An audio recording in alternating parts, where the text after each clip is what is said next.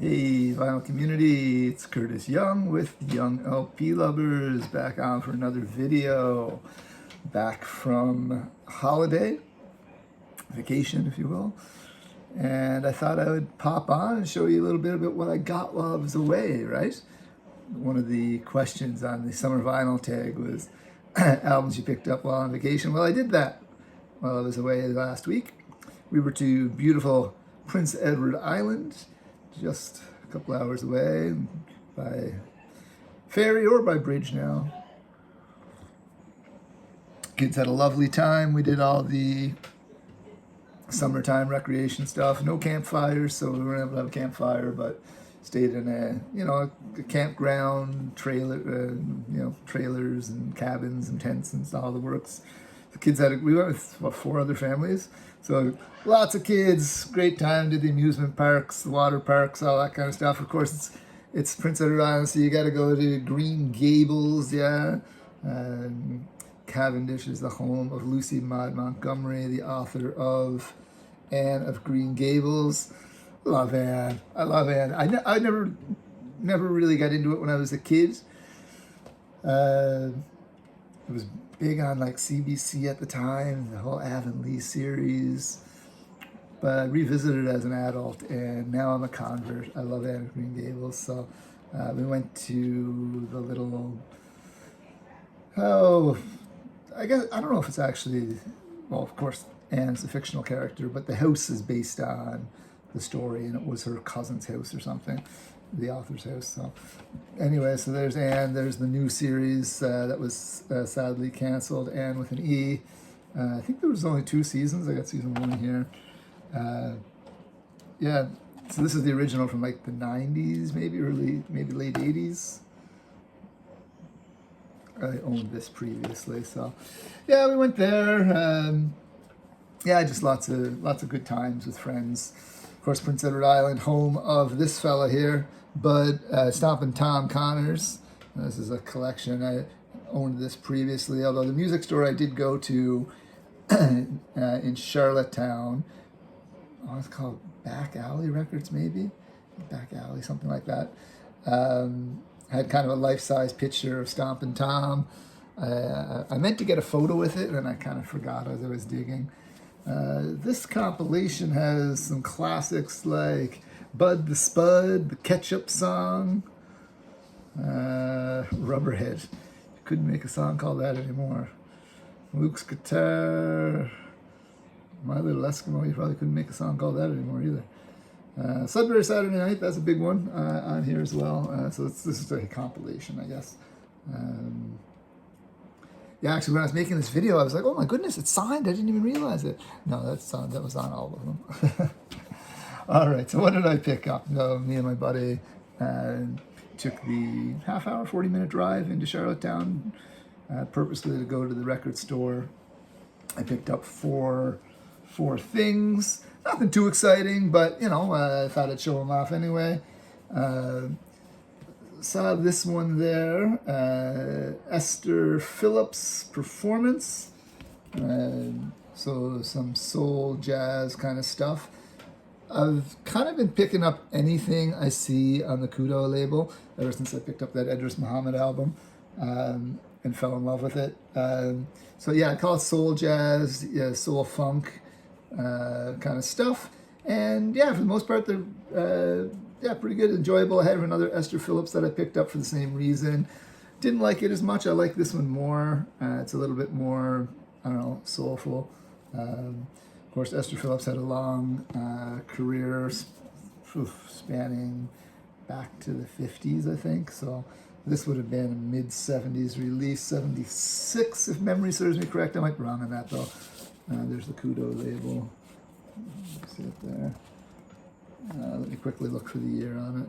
74. There you are, 74. So, yeah, I liked that. That was a good one. I also picked up this for a similar reason. Maynard Ferguson. It was only $5. I found their new records to be quite expensive. Probably over market value. I thought, anyway, for most of the ones I was looking at, the blues and reggae kind of stuff that I had my eye on. yeah, so I went to decided to go for the used bins, and yeah, expensive trip with all the amusement parks and so forth for the kids. It was a great haunted house we went to too. Probably one of the better haunted houses I've ever been to. It was a lot of fun. I digress. Maynard Ferguson. So, band leader. Again, I picked up one of his albums on a blind buy at a thrift store, Primal Root, which I really liked. It was really funky, jazz funk basically. This is similar, but nowhere near as good in my opinion. What was interesting is it's got some covers on here. So they cover the Rocky theme, Gonna Fly Now, and they also cover the theme from Star Trek. They're okay. I don't know. They're just okay. Actually, I like the title track, Conquistador. It's very kind of cinematic opening up. It's got some neat percussions on there. It's very funky. Yeah, really unique. I do like that track. The rest are kind of meh, I give or take. And then the third one I picked up was a Junior Wells harmonica album, and I left the shop, and on the drive back to the campground, I took the record out, and it was the wrong record. Actually, it was supposed to be a double LP. I didn't even realize that when I bought it, but there's only one LP in it, and it wasn't the right LP. It was like a blues compilation, and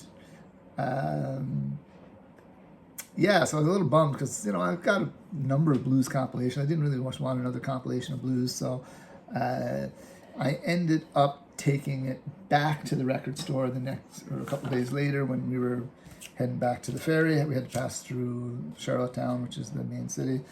It was really cool about it. He's like, yeah, no problem, just go grab another record. So I got this one here, James Brown, Body Heat. This is nice, funky stuff. You can never go wrong with James Brown. This is, again, mid-70s. Maybe this was the 76. Let's have a look. There's the Polydor label. Sound City, Charlottetown. I wonder if that's a radio station. Yep, 76. It's got a stamp on here from Sound City something Mall, Charlottetown, PEI. CH Town Mall. I guess that's Charlottetown Mall. Maybe that was a record store in Charlottetown at one time. I don't know. But yeah, good listen. What stands out? I don't know if there's any standout track for me on this one, actually. Body Heat, Woman, Kiss in 77, I'm Satisfied, What the World Needs Now is Love, Wake Up and Give Yourself a Chance to Live. I guess that's one title. Don't Tell It. Yeah, good James Brown album. Then on the way home, I guess, on the way to the ferry, before we got to Charlottetown, I stopped in an antique shop. My wife wanted to do a little bit of antiquing.